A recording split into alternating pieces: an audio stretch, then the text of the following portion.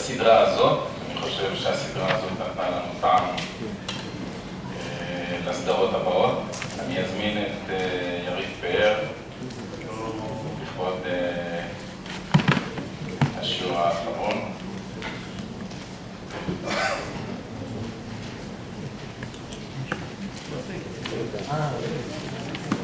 ערב טוב, דקה וחצי של היסטוריה בת זמננו.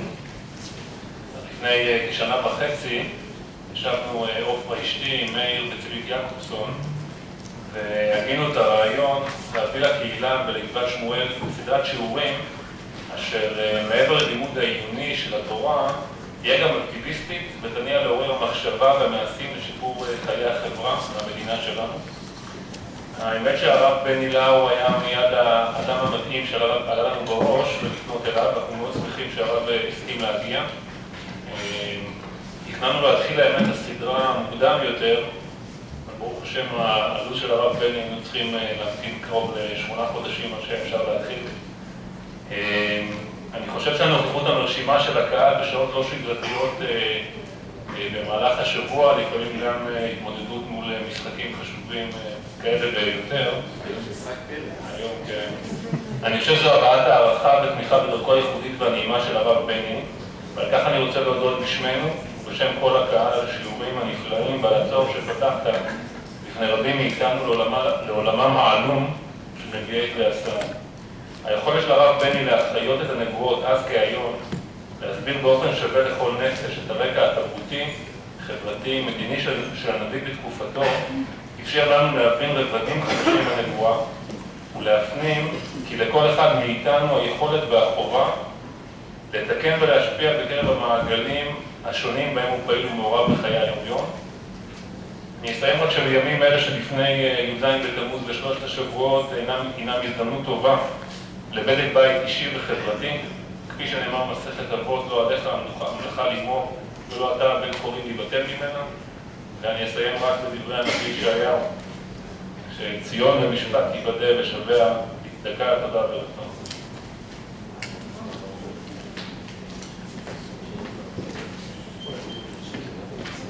ערב טוב. אז זה באמת ככה היה מסע מזורז של תרי עשר. אני לא יודע לספור, אומרים לי שזו פגישה שביעית, אבל נדמה לי שזו פגישה שמינית, נכון? דחפנו תרי עשר ב8 מפגשים. אפשר למרוח אותם יותר, אבל המטרה הייתה לנסות לייצר איזושהי תמונת גלריה, לראות מי, אם אני מסתכל כרונולוגית, מי יונה ועמוס של המאה השמינית, ראשית המאה השמינית לפני הספירה, ועד מלאכי שכבר נמצא במאה החמישית שלפני הספירה. זאת אומרת, אנחנו מדברים פה על היסטוריה של למעלה מ300 שנה של נביאים. זה כמעט כל תקופת הנבואה של נבואת הספר. הנבואה של יונה ועמוס הם קודמים לישעיהו, בעצם אלה הנביאים הקדמונים. ומלאכי, שאנחנו חותמים איתו היום ועושים את הסיום של תרי עשר, הוא כנראה באמת הסיום. קשה מאוד לשים את האצבע במדויק על איזה שנה או איזה תקופה מדויקת, אבל ברור שאנחנו מדברים על התקופה הפרסית, עוד מעט נראה את זה, מדברים פה פרסית בתוך הספר. זה ברור שפרס כבר נמצאת כשליטה מוחלטת, ברור שהמקדש קיים, ברור שהכהנים כבר מושחתים, זאת אומרת, הם הספיקו כבר גם להיות מושחתים. השאלה היא האם אנחנו ממקמים את זה דור אחרי עזרא ונחמיה, או שזה הדור של עזרא ונחמיה, או כמו שהגמרא אומרת שמלאכי הוא עזרא. איך שלא נסתובב, אנחנו נמצאים שם.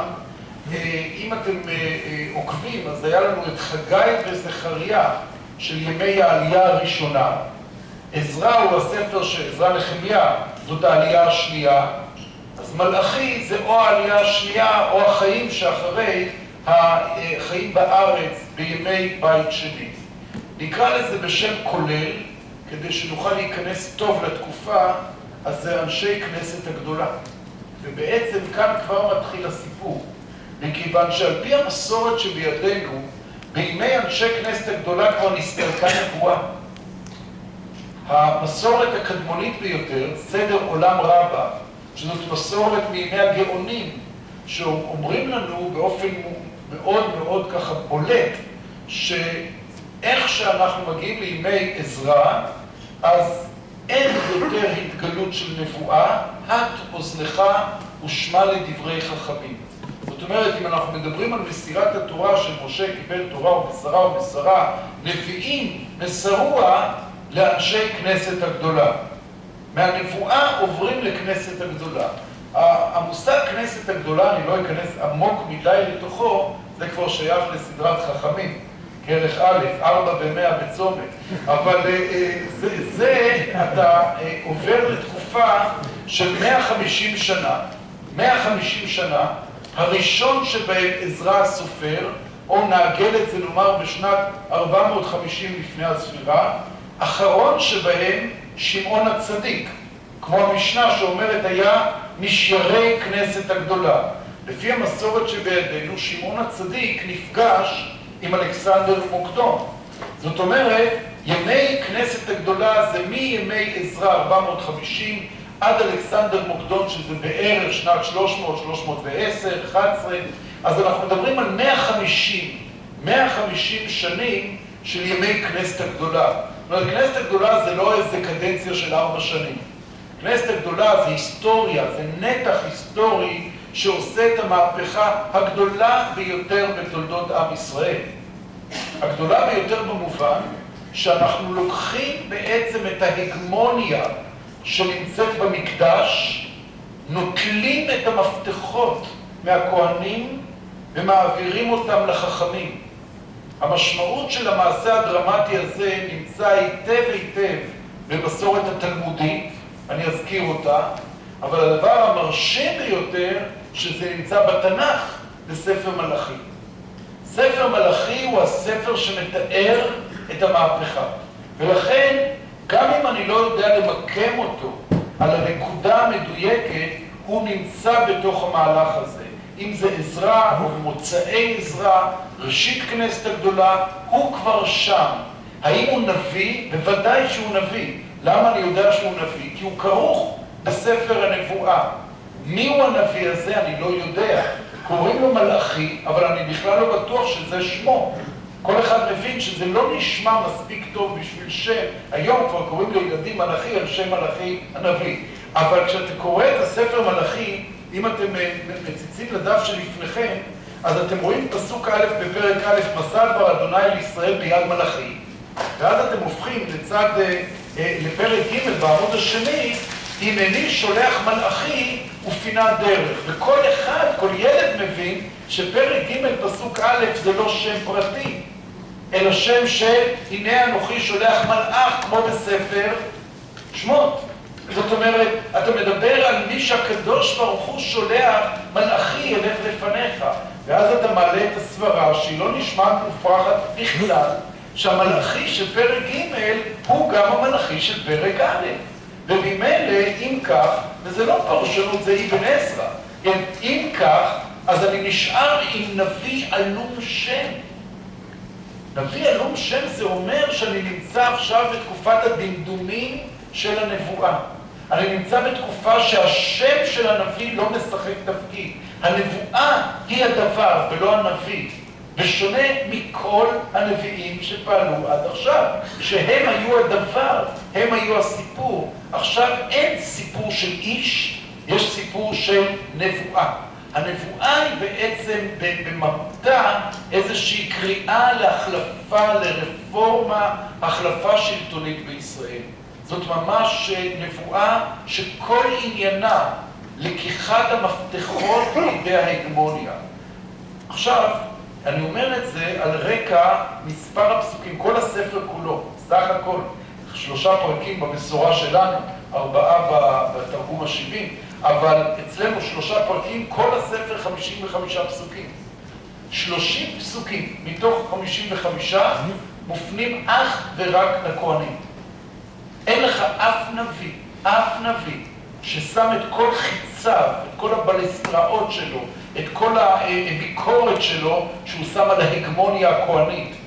אם אתם זוכרים את עמוס, אז הוא אומר כהנים, ובסוף הוא אומר לא, זה לא אתם הכהנים כי בית המלך. על בית המלך כולם שופכים את אבל בית המלך זה השלטון. אבל על הכהנים, אנחנו רגילים לביקורות צנועות על הכהנים.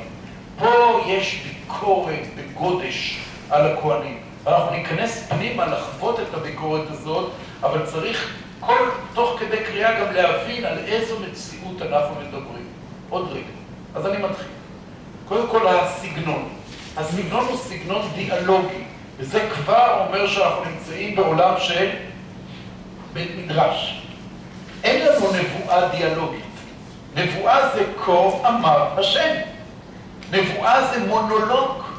נבואה זה אמירה של אדם שניצב על ראש, אתם זוכרים על משמרתם האחרון, לא האחרון היה יואל, על משמרתי אעמוד והתייצבה על מצור.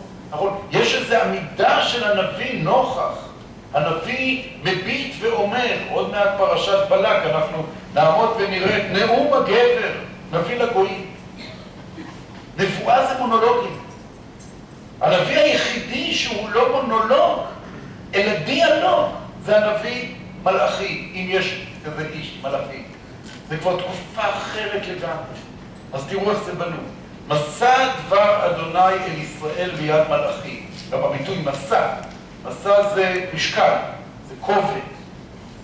אהבתי אתכם, אמר אדוני. ואמרתם, במה אהבתנו? הלא אך אסב ליעקב נאום אדוני, ואוהב את יעקב, ואת עשיו שנאתי, ואשים את הרב שממה ואת נחלתו לתנות מדבר. כבר בפתיח עומד האיש הזה, נקרא לו לצורך העניין מלאכי, אני ככה מתקשה בזה, אבל נקרא לו מלאכי, עומד ונושא מסע אל ישראל, אהבתי אתכם. והם מסתכלים ואומרים באמת? במה? עכשיו, מה זאת אומרת במה? מה אנחנו בעצם מחפשים כשאתה אומרת במה אהבתנו? מה נתת לנו? איפה הראית לנו את אהבתך? איפה זה בא לידי ביטוי האהבה הגדולה שלך? מה עשית בשביל מדינה? כאילו, איפה זה? במה אהבתנו? עכשיו, אתם רואים שבבת אחת הוא כאילו מזמין את הדיאלוג, אומר אהבתי אתכם, במה אהבתנו?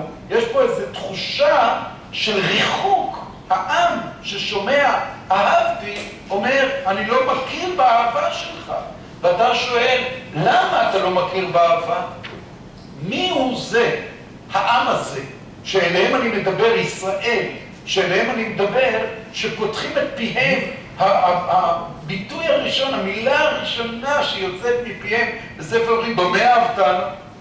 ואז הוא נכנס איתם קודם כל לחשבון גיאוגרפי היסטורי, ואומר, תסתכלו על אח שלכם. זה נורא, זה הקטע מאוד יפה בזה. אומרים, תסתכלו על אח שלכם, על עשיו, עשיו שנאתי. ואנחנו אוהבים את זה נורא, עשיו שנאתי. איך אני יודע ששנאתי? תראו, אשים את הרב שממה ואת נחלתו לתנות מדבר. עכשיו כאן צריך להיכנס ל-20 שניות היסטוריה. אדום של עשיו חדלה להתקיים. זאת אומרת, היסטורית, כשאנחנו מדברים על ימי, מה שאצלנו קוראים שיבת ציון, אדום ההיסטורית של פטרה, של הר שעיר, נכבשה על ידי הנבטים. זה אירוע היסטורי שקורה בסוף המאה השישית לפני הספירה, ממש מקביל לחורבן של בית ראשון, ממש במקביל הנבטים כובשים את הר שעיר, האדומים הקלאסיים בורחים לכיוון בקעת ערד, עולים לדרום הר חברון, וכשאנחנו יורדים לגלות הם מתלבשים על דרום הר חברון והארץ כולה הופכת להיות אדומיה, ארץ אדום. אדומיה, דרום הר חברון, גוש עציון, אדומיה, עד יוחנן הורקנוס. הנביא כאן אומר, אתם רואים מה זה נקרא שאני שונא את אדום, את עשיו? נתתי את הרב שממה, את נחלתו לתנות מדבר, הוא לא ישוב לשם. אתם שבתם. אנחנו חיים בשיבת ציון. אנחנו בונים את ירושלים. אנחנו כבר בנינו את המקדש, עוד מעט נראה. אנחנו נמצאים כבר 100 שנה, אם אני קורא נכון, שאנחנו אי שם בימי עזרא, אנחנו 100 שנה כבר אחרי עליית שיבת ציון. שיבת ציון היה 539 לפני הספירה, עכשיו אנחנו בערך ב-450 או 430, איפשהו שם 100 שנה. 100 שנות ציונות, אנחנו כבר שכחנו שעלינו. גידלנו כבר ילדים דור רביעי ישראלים. אנחנו כבר לא מאגרים, אנחנו לא שווים, כבר שכחנו שהיינו שם. ואתם אומרים במה אהבתנו? איזה כפיות טובה. תסתכלו על אדום ותבינו במה אהבתנו. ככה, זה הדיאלוג הראשון. כי תאמר אדום רוששנו ונשוב ונבנה חורבות. בחיים אתם לא תבנו. אין שיבת אדום, יש רק שיבת ציון. כה אמר אדוני צבאות, המה יבנו, אני אהרוס. גבול רשעה. זאת אומרת, אין יותר, את מי שאני שונא, אני מחריב כמו סדום ועמורה, גבול רשעה. אתכם אני אוהב. בגלל זה אני נותן הזדמנות שנייה ושלישית. אהבתי אתכם. עיניכם תראינה. אתם זוכרים את נבואת חגי? על העיניים עיניכם תראינה. זה בדיוק אותו דבר. הוא אומר, תסתכלו, תפתחו את העיניים. מה זה הכפיות טובה הזאת? לא אוהבים אותנו. ואתם תאמרו, כשתפתחו את העיניים, יגדל אדוני מעל לגבול ישראל. ואז הוא צועק, בן יכבדיו, עבד אדוניו, אם אב אני אהיה כבודי, אם אדונים אני אהיה מוראי, אמר אדוני צבאות, לכם הכהנים, איתך. פתאום סוויץ'. הרי פתחנו בדיאלוג עם ישראל. והוא ככה נסחף אל אהבתי אתכם, ותראו את אדום. ואז הוא אומר, בן יכבדיו, למה אתם לא מכבדים אותי? ואז הוא מסובב את גופו, מפסיק לדבר על ישראל, ובבת אחת מתחיל להצליף רק אל הסקטור, אל הכהנים. לכם, אתם רואים גוף, ממש, פונה בגוף שני, נוכח, לכם הכהנים, בוזי שמי. הכהנים, זה הדיאלוג השני. ואמרתם, אתם רואים את זה? תוך כדי דיבור, ואמרתם, במה בזינו את שמך? כאילו, הכהנים, עכשיו הבית מדרש עובר לכהנים. אז הוא עונה להם, מגישים על מזבחי לחם מגואל, ואמרתם במה גאלנוכה? ואומרכם, שולחן אדוני נבזהו, וכי תגישו לעיוור לזבוח, אין רע? וכי תגישו פיסח וחולה, אין רע? הקריבהו נא לפחתך, הירצך, או הישא פניך, אמר אדוני צבאות. תנו לי רגע להסביר את הפסוק היידיש הזה, בסדר, זה פרסית, אז נסביר אותו. קודם כל המילה פחה, בסדר? שליט, נכון? הקריבהו נא לפחתך, תנסה להביא את האוכל הזה לשליט. הוא יקבל את האוכל הזה? הירצך או הישא פניך? מה אני קורא פה? מה יש פה? מה הסיפור? אני פונה לכהנים ואומר, גועל נפש, בוזי שמי, והם עם פרצוף כזה תמים, במה בזינו? תסתכל, הרי המקדש עובד, הפולחן, הקורבנות, הכל בסדר, הכל, במה בזינו את שמך? אז הוא אומר, תסתכלו מי אתם, איזה סוגי קורבנות אתם מביאים למזבח. מגישים על מזבחי לחם מגואל. זאת אומרת, כשאתם מתחילים לעשות את התרומות והמעשרות שמגיעים אליכם, אז יש מיון. קודם כל אתם לוקחים את האקסקלוסיב ואתם מחלקים לכהנים. את המנה הטובה אתם מחלקים לילדים. וכשנשאר בסוף בררה, אז אתם אומרים, טוב, זה יהיה למזבח.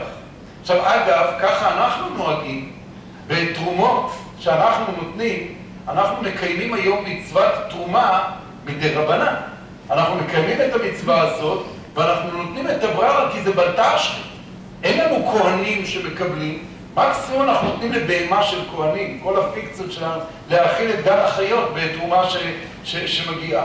אז אנחנו נותנים את הסוג ג', את הבררה. אבל כשאתה חי בתוך מקדש, אז אתה נותן לי בררה? אתה נותן לי את הלחם המגואל? אתה מגיש את הקורבן עיוור לזבוח? פיסח וחולה אתה מביא זבח? אין רע? אתה לא רואה שזה רע? עכשיו, אתה מבין מדברי מלאכי שזה מה שעושים.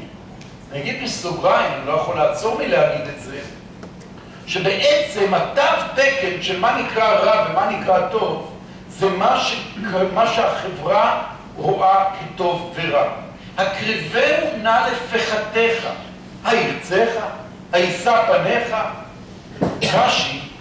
רש"י בתורה, בספר ויקרא, כשהוא מדבר בפרשה של בעלי מומים, כהנים, לא קורבנות, של כהנים בעלי מום, כל איש אשר בו מום לא יקרב.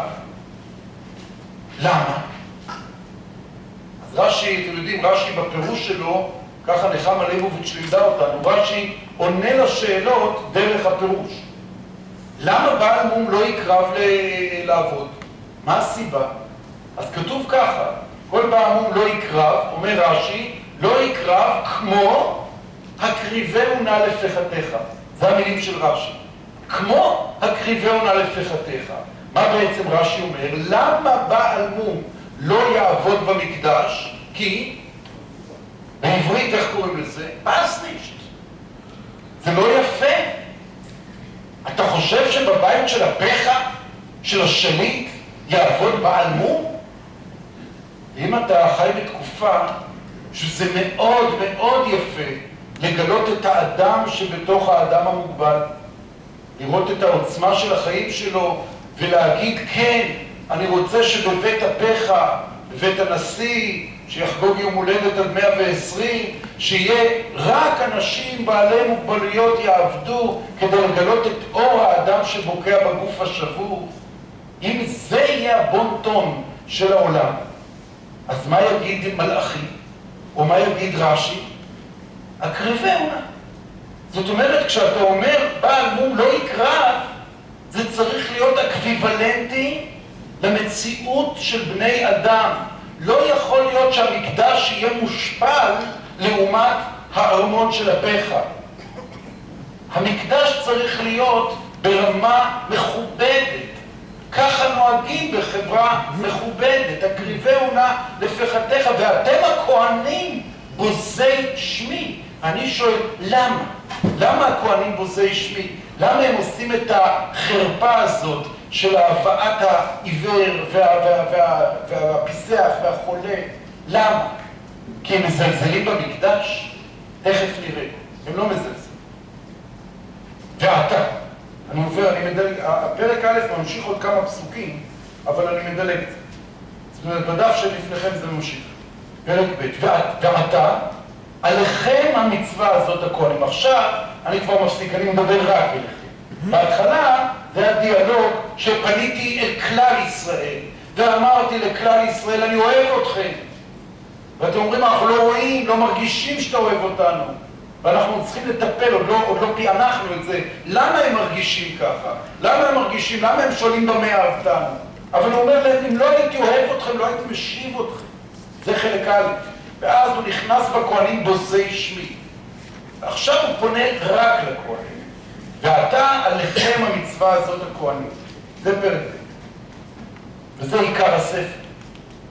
אם לא תשמעו, ואם לא תשימו על לב, לתת כבוד לשמי, אמר אדוני צבאות, ושילחתי בכם את המארה, וארותי את ברכותיכם, וגם הרותיה כי אינכם שמים על לב. הנני גוער לכם את הזרע, וזרעתי פרש על פניכם, פרש חגיכם, ונשא אתכם אליו. וידעתם כי שילחתי עליכם את המצווה הזאת להיות בריתי את לוי, אמר אדוני צבאות. עוד שנייה אני אפנח את זה. בריתי הייתה איתו, החיים והשלום. ואתנם לו מורה, ויראני, ומפני שמי ניחת הוא. תורת אמת הייתה בפיו, עוולה לא נמצא משפתיו. שלום במישור הלך איתי, רבים השיב מעוון, כי שפתי כהן ישמרו דעת, תורה יבקשו מפיו, כי מלאך אדוני צבאות הוא. ואתם? אתם זה כהני הנוכח זמננו, ואתם סרתם מן הדרך, הכשלתם רבים בתורה, שיחתם ברית הלוי, אמר אדוני צבאות. ולפני שאני ממשיך, זה אחת מהקריאות הכי נרגשות של בגידת הלוי. בגידת הלוי. שבט לוי קיבל תפקיד כפול ממשה. ישימו קטורה באפיך וחליל על מזבחיך, זה חלק א', אבל החלק אולי הדומיננטי זה יורו משפטיך ליעקב ותורתך לישראל. אנחנו רגילים למקם את הכהנים במקדש של ישימו קטורה באפיך, כליל על מזבחיך. כהנים שווה בראש שלנו מקדש. אבל בתפקיד ההיסטורי של הכהנים הם אמורים לנדוד בכל הארץ ולהפיץ תורה בישראל. זה מתחיל כבר ביעקב, שאומר ללוי החלקם ביעקב הפיצם בישראל. יש קנאות, אבל יש שליחות. וכשמשה רבנו אומר את השליחות, הוא אומר, אתם מופקדים על הפצת התורה. התורה נמצאת בידיים ממשה, עוברת לאהרון, והאהרון אמור להיות שבט לוי שהולך ונודד מעיר לעיר, והכהנים נפוצים כי אין להם נחלה, כי הם מופקדים על מערכת החינוך. אומר מלאכי, שיחתם ברית לוי. תורת אמת הייתה בפיהו של הכהן הקלאסי, כנראה הכוונה לאהרון הכהן, ואתם סרתם מן הדרך, הכשלתם רבים בתורה. תרשו לי להקדיש כמה דקות לפסוק הזה. שורה אחת בגמרא במסכת ברכות דף י"ז, אומרת הגמרא, אנשי כנסת הגדולה תקנו להם לישראל ברכות, תפילות, קדושות והבדלות. אתה עוצר רגע, וכשאתה חושב על זה, נשמתך נעתקת. חברה יהודית של ערב אנשי כנסת הגדולה חיים ללא קידוש והבדלה, ללא תפילה וברכה. אם אתם חושבים על המציאות הזאת של חיים ללא קידוש, הבדלה, תפילה וברכה, זה חיים שנוכחות השם לא נמצאת בארץ. אין שום קשר בין אדם למקום. נתק מוחלט. הקדוש ברוך הוא לא קיים בעולמנו. אם אני לא מתפלל פעם ביום, אז אני לא מדבר. אם אני לא מברך, אני לא מחובר. אם אני לא מקדש, אני לא מבדיל בין קודש לחול. אין כלום. יש, מה שקוראים אצלנו היום 24/7. אתה חי באיזושהי רוטינה של חיי חולין.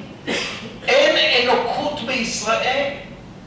ממתי אין אלוקות בישראל? לא מתחיל בימי מלאכי. ימי מלאכי זה שיבת ציון.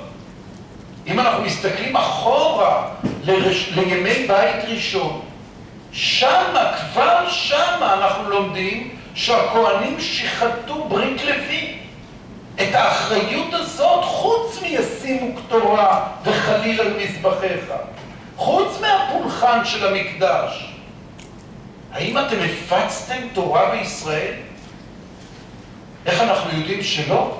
כי כשאנחנו פותחים את החלון בבית של המלך יאשיהו, ערב החורבן, יאשיהו זה דור לפני החורבן, יאשיהו זה המלך האחרון שעוד מנסה לעשות תיקון, עושה בדק בית יאשיהו, ופתאום אנחנו מגלים לתדהמתנו, בבוידן, מגלים איזשהו ספר תורה, לא משנה מה מצאנו שם.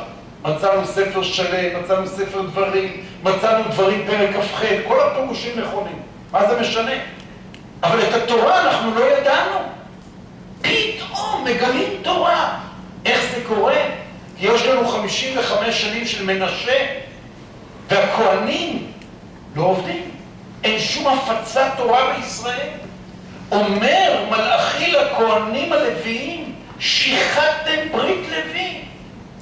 אף אחד לא לימד תורה. אחד המפעלים הגדולים המרתקים של אנשי כנסת הגדולה מבית מדרשו של עזרא הסופר, להפיץ תורה בישראל. איך עושים את זה? לוקחים את התורה מהמקדש. רק תנסו לדמיין שעד ימי עזרא היה ספר תורה מונח במקדש. ספר תורה מונח במקדש, סגור נעול. באיזה כתב הוא היה כתוב ספר התורה? בכתב עברי. הוא היה כתוב בכתב עברי. מי יודע לקרוא כתב עברי? מן הסתם איזה קבוצה מן הכהנים שהיו האינטליגנציה, כנראה הם ידעו. אף אחד לא ראה תורה, אף אחד לא קרא בתורה, אף אחד לא למד תורה. נתק. אתם פותחים את ספר נחמיה ואתם רואים את מצב השבת ואת מצב הכשרות ואת מצב נישואי התערובת. אתם רואים מה זה עם שאין לו אלוקות. עם נטוש לגמרי מכל קשר למקורות ולתורה ולשמיים.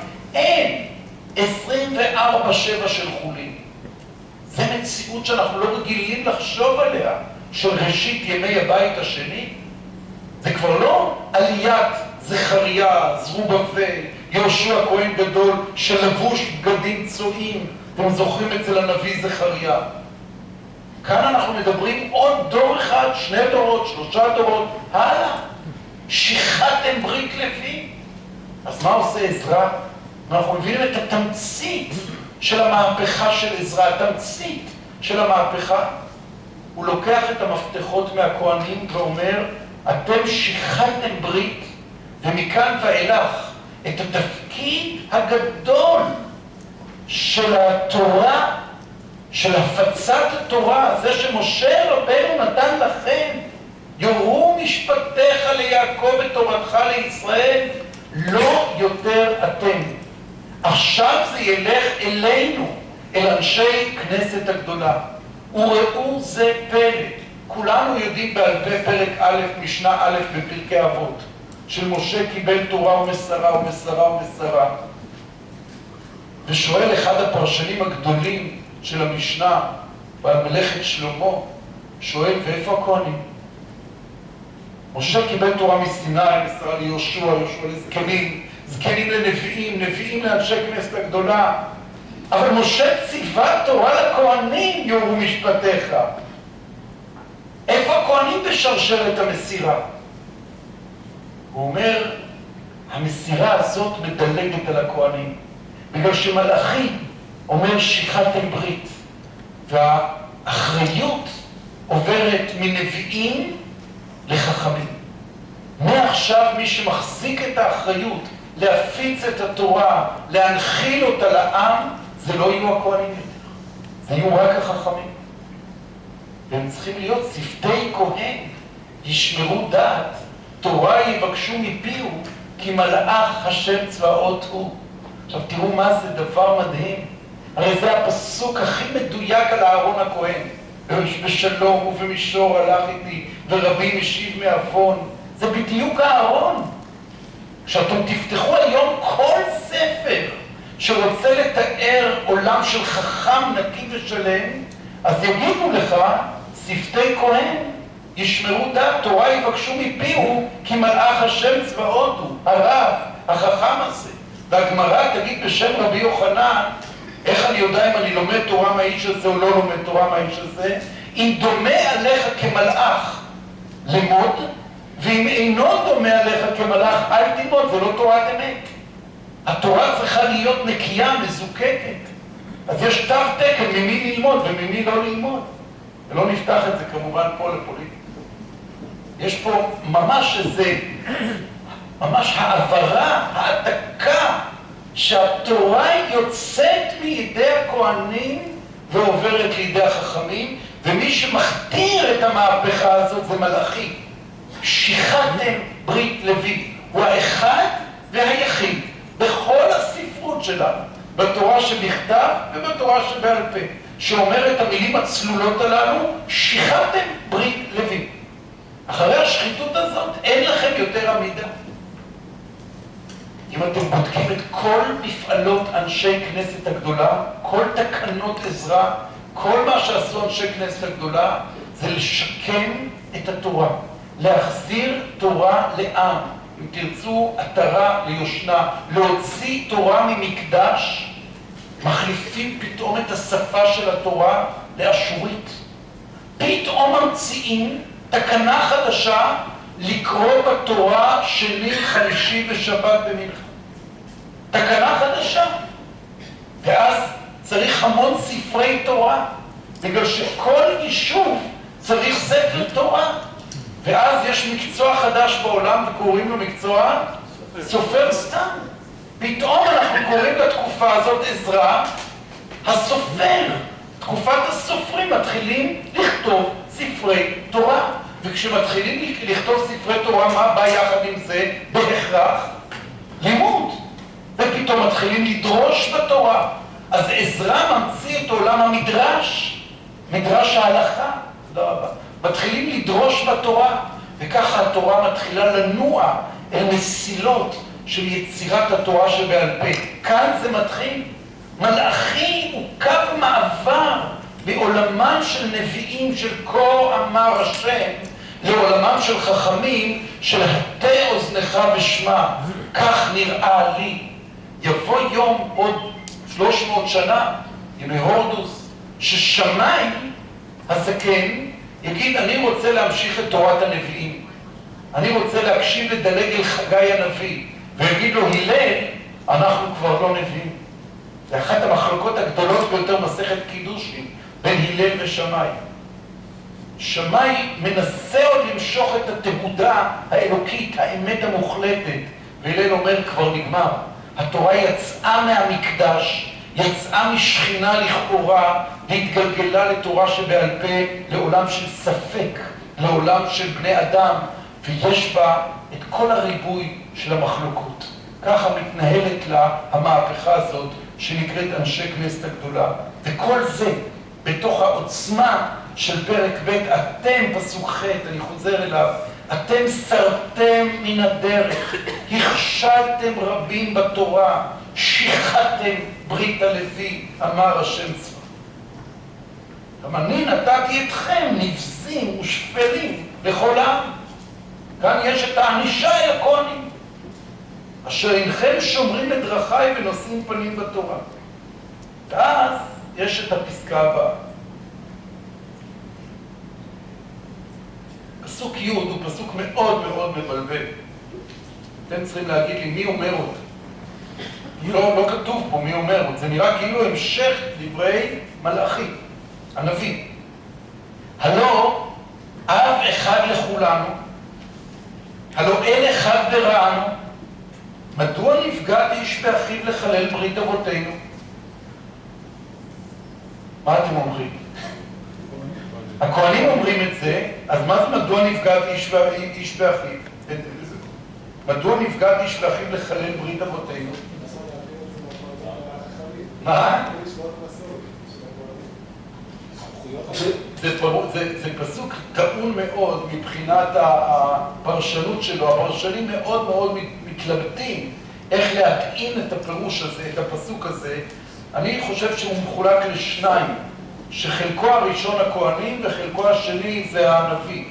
הם אומרים, הלא אב אחד לכולנו. זה בשפה שלנו קוראים לזה הטענה האוניברסלית. למה אנחנו צריכים להתבודד, להתייחד?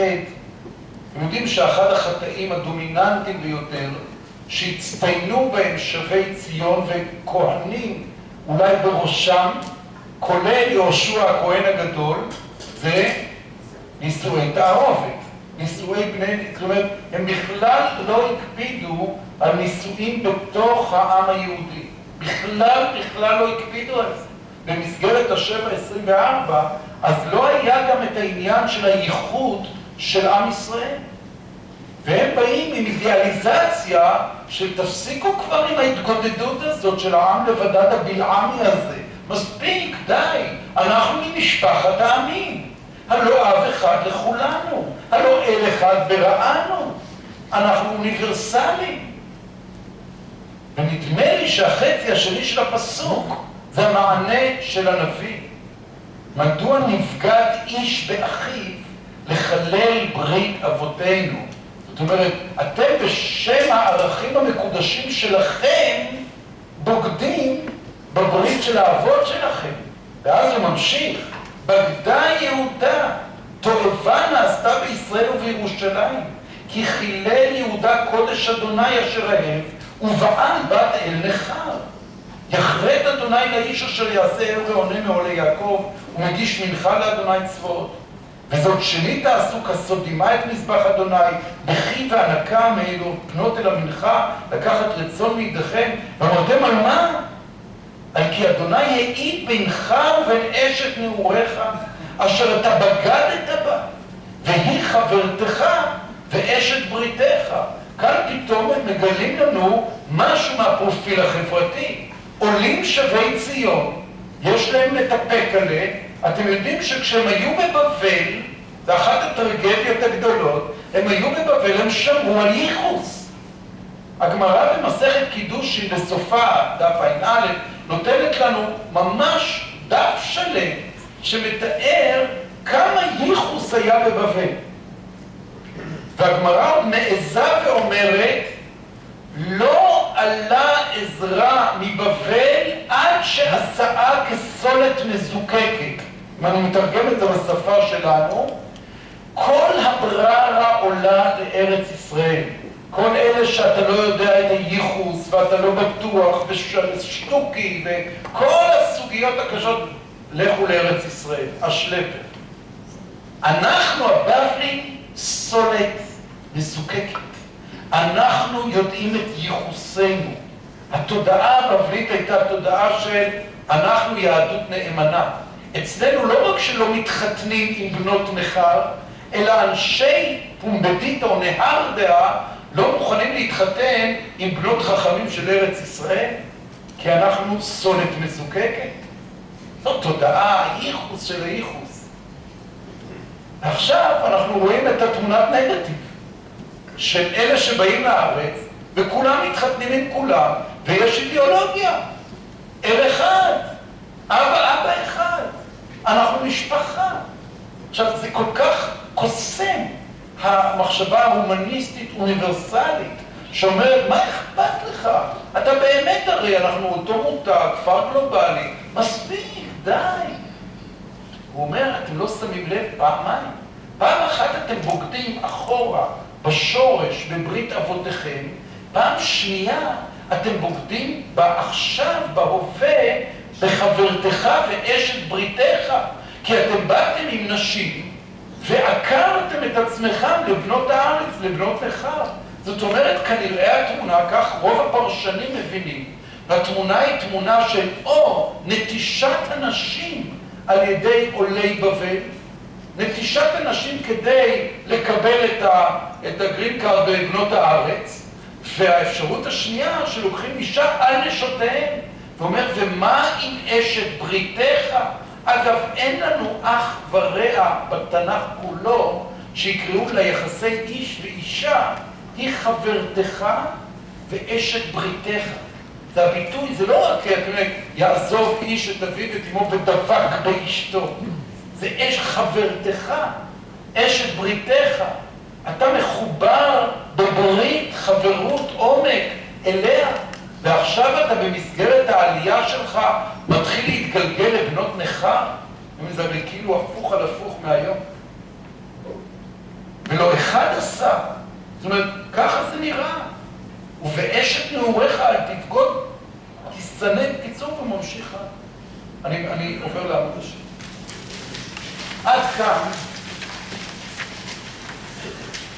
עד כאן תמונת מצב. עכשיו אתם מבינים שלא תאמינו שאומרים שהיה פה שמח לפני שנולדת, שהכל היה פשוט נפלא עד שהגעת. אל תתגעגעו לימים האלה. אנחנו 10 מונים יותר מחוברים אל אלוקינו ואל המורשת, ופי 10 מונים ממה שהמצב של ימי מלאכי או עזרא ונחמיה. פשוט מצב של נתק מוחלט, אובדן. אז אתה אומר, אני חוזר לשאלה הראשונה, ופתאום אתה מבין שכשבאים, בא אותו מלאכי ואומר, אהבתי אתכם. במה אהבת? אין לנו שום קשר לכלום. אנחנו לא מחוברים לשום דבר. במה אהבתם? אז הוא מתחיל קודם כל לפתוח להם את העיניים ואומר, אתם קודם כל פה? אתם חזרתם הביתה לארץ אבותיכם? בואו נתחיל עם זה. ועכשיו הוא מתחיל לסלול דרך. אחרי פרק א' של הדיאלוגים, פרק ב' של התוכחה עד הפיטורים, אפשר לומר, של שבט לוי, והמרת חכמים במקום הכהנים, זה עיצומו של פרק ב'. פרק ג' זה המסילה שמלאכי ילך לפניך. אתם חייבים לזכור מול העיניים את ההתגלות שמשה רבנו מקבל, הנה מלאכי ילך לפניך. והנה זה כאן, פרק ג', ובעצם אפשר לומר חתימת התנ"ך. דברי הימים זה אחרי. דברי הימים זה קובץ אחר לגמרי. בקובץ הנבואה כמעט אין חולק שהפרק הזה הוא חתימת התנ"ך. ככה חותמים את התנ"ך. הנני שולח מלאכי. עכשיו, אם היה משה רבנו שומע את המילים האלה, הנני שולח מלאכי, מה היה אומר משה? אם אין פניך עולים, אל תעלנו. משה לא משחק עם מלאכים. משה אומר, אתה ולא מלאך. הבשורה של ספר שמות, פרשת כי תישא, שמשה רבנו מתנפל על השם ואומר, ילך נא השם בקרבנו אפילו כי עם קשה עורף הוא. סלחת לעווננו, והקדוש ברוך הוא מתרצה. ההליכה של משה זה עם השם ולא עם מלאך. אבל כשאנחנו במעבר עכשיו של אנשי כנסת הגדולה, כבר לא רוצים, לא יכולים, לא יודע, תקראו לזה איך זה. אנחנו כבר בעולם של אין את השם בקרבנו במובן של אותה ההתגלות של משה. אנחנו נמצאים בראשית התורה שבעל פה. ועכשיו הנני שולח מלאכי. אתם מבינים עכשיו את השם מלאכי במלוא עוצמתו. אנחנו כבר נמצאים בעולם שכשהקדוש ברוך הוא אומר מלאכי, אנחנו אומרים בסדר. מלאכי זה הרבה, וכמובן הכל ביחס למה? כשיש לך משה איש אלוקים, אז מלאכי זה בלתי נסבל. כשיש לך עם שלא יודע שבת, ולא יודע נוכחות השם, ולא יודע מאין הוא בא, הנני שולח מלאכי ואתה אומר תודה. יש מישהו שמראה לי דרך, נתיב, מסילה. הנני שולח מלאכי ופינה דרך לפניי. ממש רואים בעין את הסלילה של הדרך של ימי התורה שבעל פה. ככה זה מתחיל. ופתאום לבוא אל היכלו האדון אשר אתם מבקשים, ומלאך הברית אשר אתם חפצים. הנה בא, אמר אדוני צבאות.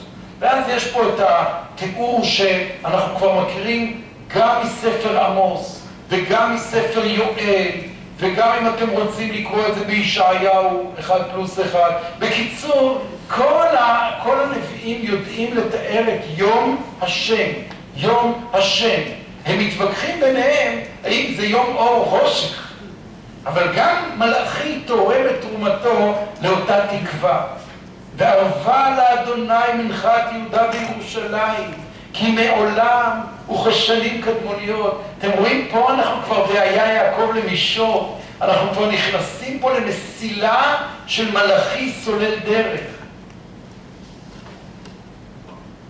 אני מדלג בשביל... באמצע הוא עוד אומר דבר נורא, אולי זה אני לא יכול לדלג. פסוק ז' למימי אבותיכם סרתם מחוקיי ולא שמרתם, שובו אליי ואשובה עליכם, אמר אדוני צבאות, ואמרתם במה נשוב. אתם מבינים שאנחנו תקועים? אתה אומר שובו, אוקיי, אתם תעשו את הצעד הראשון בטנגו, אבל תלמד אותי ריקוד. במה נשוב? איפה ההתחלה? מהי התנועה של התשובה? ותראו איפה שמים את האצבע, דבר מדהים. היקבע אדם אלוהים כי אתם קובעים אותי ואמרתם במה קבענוך? ואז אני עונה לכם, המעשר והתרומה. במארה אתם מארים ואותי אתם קובעים, הגוי כולו. מה זאת אומרת? קובעים. היקבע אדם אלוהים כי אתם קובעים. במה קבענוך, המעשר והתרומה. אתם מנהלים דיאלוג של בן אדם למקום בקיבעון.